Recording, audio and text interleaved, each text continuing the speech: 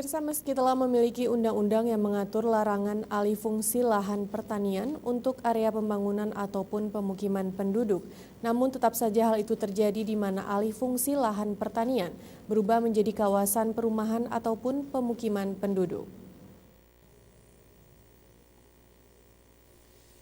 Beginilah kondisi lahan pertanian di sekitar Gampung Gendring, Kecamatan Darul Imarah, Aceh Besar.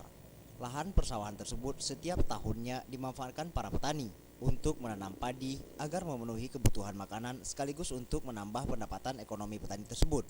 Namun dalam beberapa tahun terakhir, area persawahan yang ditanami padi warga tersebut telah beralih fungsi menjadi kawasan perumahan.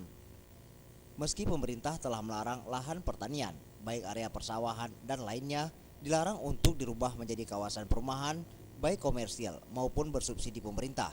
Namun sejumlah pengembang di Aceh, baik di Banda Aceh maupun di Aceh Besar, telah mencaplok area produktif pertanian ini menjadi perumahan. Pantauan Aceh TV di area sawah yang berubah fungsi menjadi kawasan perumahan marak terjadi di kawasan pinggiran Banda Aceh, seperti di kawasan Cot Iri, Kecamatan Kurung Barunajaya, Darul Imarah, dan beberapa kecamatan lainnya di Aceh. Jika kondisi persawahan tanpa turun tangan pemerintah, maka bisa dipastikan lahan produktif di Banda Aceh dan Aceh Besar akan berubah menjadi kawasan perumahan dan perkantoran. Dan secara perlahan, area persawahan mulai menghilang dari daerah ini, dan dapat dipastikan pasokan padi bakalan didatangkan dari luar daerah. Tim Liputan, Aceh TV.